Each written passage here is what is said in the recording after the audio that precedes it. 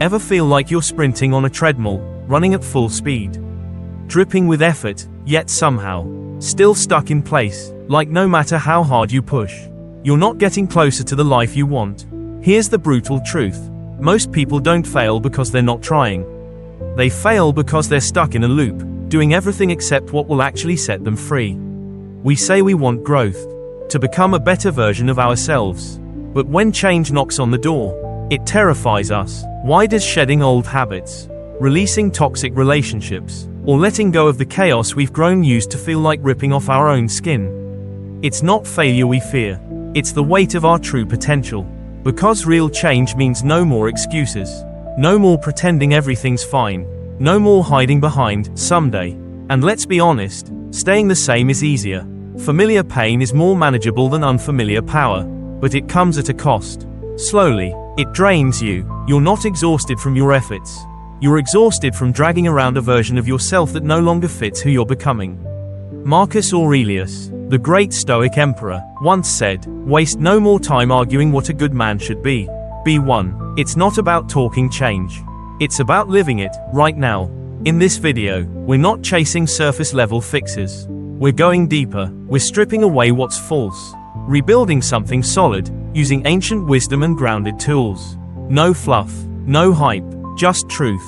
And listen, don't skip ahead. Every part of what you're about to hear connects. If you've ever felt stuck, like you're meant for more but just can't seem to reach it, stay with me. This might be the message you didn't know you needed. And if this journey helps you see yourself more clearly, if it helps you take just one step toward the life you're meant to live, do me a simple favor. Tap that subscribe button. It costs nothing, but it means everything. Because this is where your future begins. Let's dig deeper into why so many people stay stuck. It's not about laziness. It's about uncertainty. Most of us drift through life, reacting to whatever's loudest, text messages, deadlines, drama, without ever asking, is this the life I actually want? That question changes everything, because if you don't decide your direction, the world will decide it for you. You'll wake up one day climbing a ladder that leads to nowhere, chasing goals that were never really yours. Marcus Aurelius knew this well.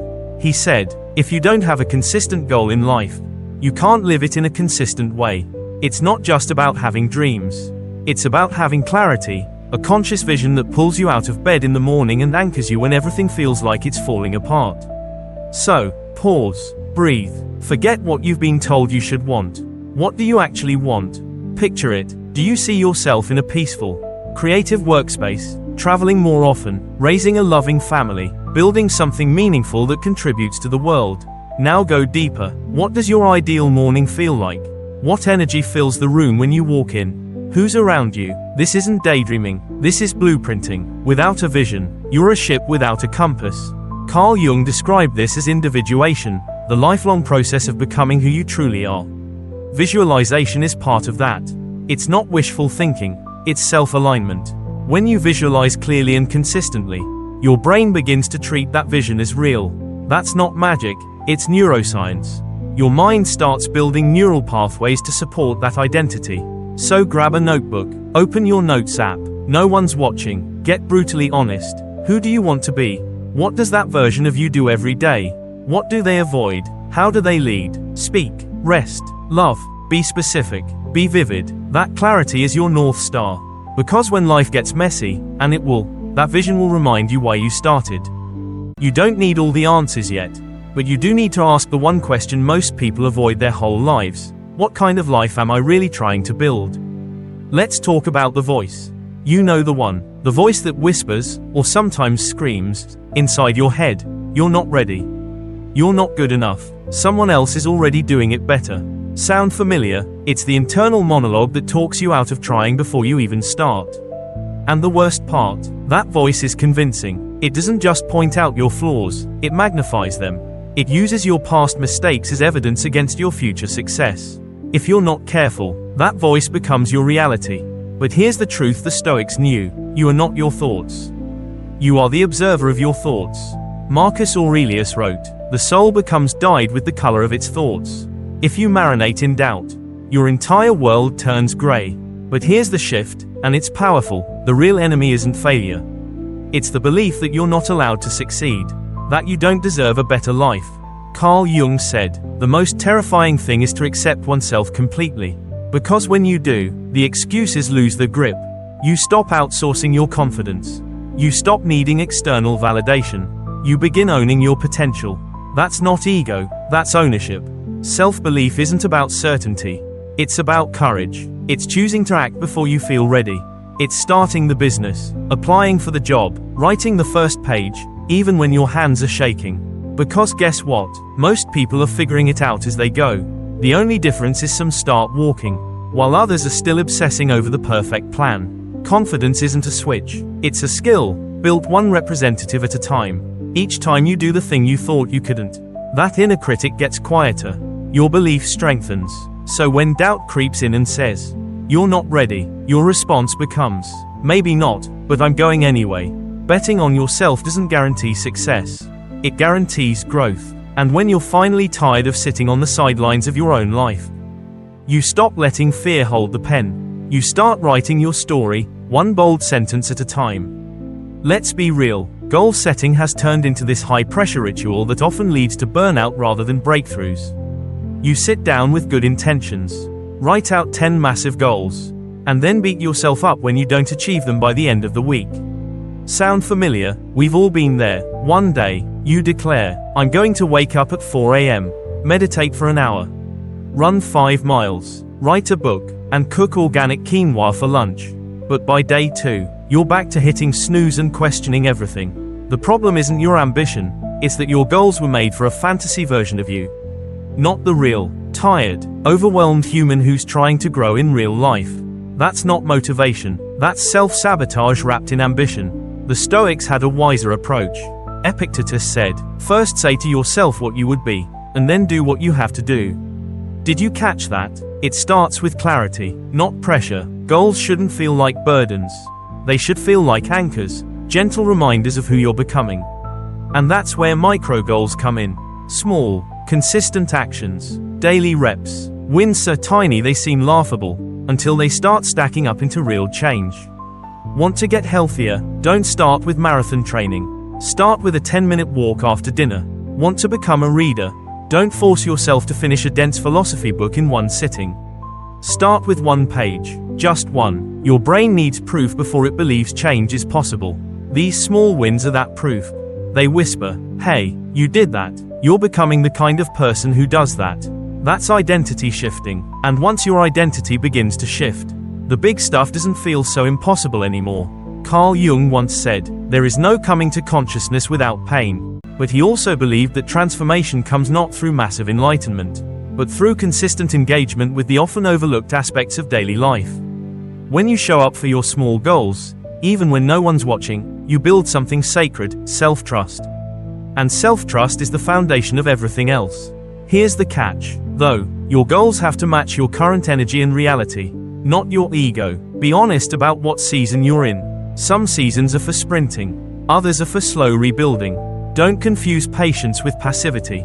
Progress is still progress, even if it's quiet. So set goals that respect your humanity, goals that leave space for your tired mornings, your messy days, your detours. The more doable your goals are, the more likely you are to show up. And consistency, that's what builds momentum. Not giant leaps, but steady, intentional steps. You don't have to shock your system.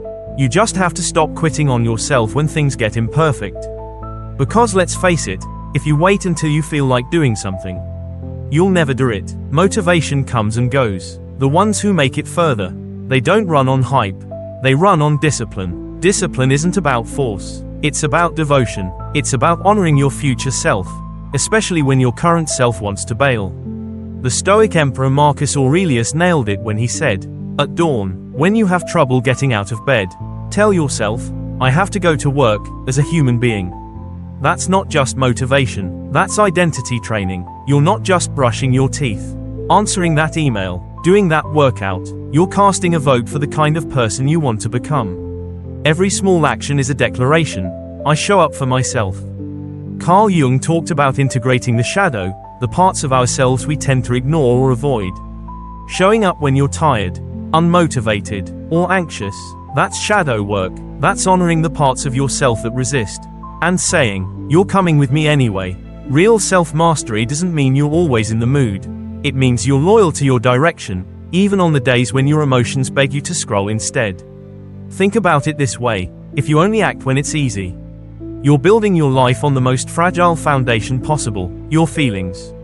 And feelings, they're weather, beautiful one day, stormy the next. But habits are bricks. They build, they last, and they don't need perfect conditions to get laid. So start showing up, even if it's messy, even if it's 5 minutes of effort. A single journal entry, one healthy meal. These tiny actions carry weight. They keep your momentum alive. They keep your identity aligned with your intentions. Because every time you say, "I'm too tired," and then do it anyway, that's not just discipline. That's power. That's becoming undeniable. Stop waiting for the perfect wave of inspiration. Be the wave. Be the one who shows up in the rain, in the fog, when no one's clapping. That's how trust is built. That's how growth becomes inevitable. And that's how you stop being the person who plans to change and start becoming the person who actually does. Discipline isn't about force. It's about devotion. It's about honoring your future self, especially when your current self wants to bail. The Stoic Emperor Marcus Aurelius nailed it when he said, "At dawn, when you have trouble getting out of bed, tell yourself, 'I have to go to work,' as a human being." That's not just motivation, that's identity training. You're not just brushing your teeth, answering that email, doing that workout. You're casting a vote for the kind of person you want to become. Every small action is a declaration: I show up for myself. Carl Jung talked about integrating the shadow, the parts of ourselves we tend to ignore or avoid. Showing up when you're tired, unmotivated, or anxious, that's shadow work. That's honoring the parts of yourself that resist. And saying, "You're coming with me anyway." Real self-mastery doesn't mean you're always in the mood. It means you're loyal to your direction, even on the days when your emotions beg you to scroll instead. Think about it this way: if you only act when it's easy, you're building your life on the most fragile foundation possible, your feelings. And feelings, they're weather, beautiful one day, stormy the next. But habits are bricks. They build, they last, and they don't need perfect conditions to get laid. So start showing up, even if it's messy, even if it's 5 minutes of effort. A single journal entry, one healthy meal. These tiny actions carry weight. They keep your momentum alive. They keep your identity aligned with your intentions. Because every time you say, "I'm too tired," and then do it anyway, that's not just discipline. That's power. That's becoming undeniable. Stop waiting for the perfect wave of inspiration. Be the wave. Be the one who shows up in the rain, in the fog, when no one's clapping. That's how trust is built. That's how growth becomes inevitable. And that's how you stop being the person who plans to change and start becoming the person who actually does. It's wild when you think about it, how much of your life runs on autopilot. Your mornings, your food choices, the way you react to stress, your social patterns, all of it, driven by unconscious habits formed through repetition, survival, or convenience. Most of us didn't choose these patterns. We inherited them from our upbringing, our culture, our past pain. Then one day, we look up and wonder why we feel stuck or drained or numb. But here's the truth: your habits are casting votes, every single day. And those votes either support the person you're becoming, or the person you're trying to outgrow. The Stoics spoke clearly on this. Epictetus said, "First say to yourself what you would be, and then do what you have to do. Vision first, behavior second." That's the formula. So here's the question: if the future version of you is calm, confident, and grounded, what daily habits would support that identity? Start there. Don't overhaul your whole life overnight. That's not discipline. That's burnout dressed up as progress. Instead, choose one habit, just one. Make it so simple you can't say no. Maybe it's drinking water before coffee. Maybe it's stretching for 5 minutes instead of scrolling. Maybe it's journaling one sentence a day. Whatever it is, make it doable. Why? Because the goal isn't perfection. The goal is identity reinforcement. Every time you follow through, you're casting a vote for the person you want to become. Over time, those small actions compound, like stacking bricks. You start building a foundation that actually lasts. Carl Jung believed that the unconscious controls most of our daily behavior, and until we make those unconscious patterns conscious, we'll continue to be ruled by them and call it fate. Your habits are how you start rewriting that script. But here's something just as powerful as habits: your environment. Ever walked away from a conversation feeling heavier, more doubtful, more off balance than when you entered it? That's not random, that's energetic residue. The people you surround yourself with are shaping your mindset, not by force, but by frequency. The Stoics warned about this too. Seneca said, "Associate with those who will make you better." Your circle should elevate you, not just entertain you. Audit your environment. Who energizes you? Who drains you? Who encourages growth? And who pulls you back into patterns you're trying to leave behind? Sometimes, growth means outgrowing people, not with bitterness, but with clarity. You can love someone and still know their energy no longer aligns with where you're headed. That's not cruelty, that's evolution. And sometimes, solitude is the upgrade, not isolation, but intentional time alone to remember who you are without all the noise. Because when you get serious about your growth, your habits and your circle aren't just choices, they're investments. And they'll determine how far you're able to go. There's a seductive lie we've all bought into, that one day you'll arrive, that if you read the right books, reach a certain milestone, or master your morning routine, you'll unlock your final form. Complete, fixed, untouchable. But the truth, there is no finish line. There's no final version of you where the struggles stop and everything just clicks forever. Growth doesn't work like that. It's not a destination, it's a direction, a lifestyle, a series of choices that stretch you, stumble you, refine you. You don't become your best self once. You keep becoming. The Stoics knew this. They didn't believe in arriving, they believed in staying disciplined, staying teachable. Epictetus once said, "It is impossible for a man to learn what he thinks he already knows." That's the danger of thinking you've made it. It closes you off. It breeds arrogance. It blinds you to your blind spots. Carl Jung also warned about this. He didn't believe wholeness was about reaching an ideal version of self. It was about embracing and integrating all the parts of you, even the ones you've avoided. Real growth isn't just about becoming stronger. It's about becoming truer, more honest, more whole. And that kind of growth, it doesn't just upgrade your life, it transforms it. So how do you keep leveling up? You stay curious. You admit you don't have it all figured out. You ask the hard questions. You try the scary things. You let discomfort be a guide, not a stop sign. Because every time you step beyond the familiar, you expand, not just in skill, but in soul. You begin to feel more grounded, more capable, more you. But growth doesn't always look like taking giant leaps. Sometimes, it looks like saying no, like resting, like walking away from roles or identities that no longer fit, like letting go of the part of you that needed to prove something to everyone. That, too, is evolution. And if you ever catch yourself thinking, "I should be further by now," stop and breathe. That voice is comparing you to an illusion, a timeline that doesn't exist. There's no final form, just new levels, new challenges, new layers to uncover, and you don't need to rush them. You just need to keep moving, keep questioning, keep becoming, because the path isn't about reaching perfect. It's about reaching real. So wherever you are on your journey, whether you're rebuilding from rock bottom, or refining something that's already strong, know this: the journey itself is the point. Every quiet decision, every small act of courage, every time you choose to grow when it would have been easier to shrink, that's the real work. And it's not glamorous, it's often invisible, but it's the most powerful thing you can do. You're not here to stay the same. You're here to stretch, to stumble, to rise, to learn, unlearn, and relearn, over and over again. That's how you meet the next version of yourself. And the next, and the next. If this message touched something in you, there's more waiting.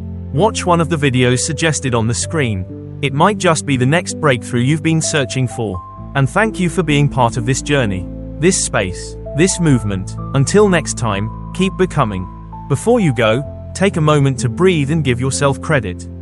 You showed up today, you reflected, you chose growth, even if just a little, and that's already a victory. If something in this message spoke to you, challenged you, or encouraged you, then you're already in motion. This journey doesn't end when the video stops, it continues with the choices you make from here. If you haven't yet, hit that subscribe button, not for the algorithm, but for you. To stay connected with content that speaks to your higher self and keeps you grounded in the work that truly matters. Leave a comment below. Let me know what hit home for you today, or what shift you're ready to make. And if you're ready to keep going, There's another video waiting. Click on one of the suggestions on the screen, it might just be the next breakthrough you didn't know you needed. Thanks for being here. Thanks for being you. Stay strong, stay honest, keep becoming.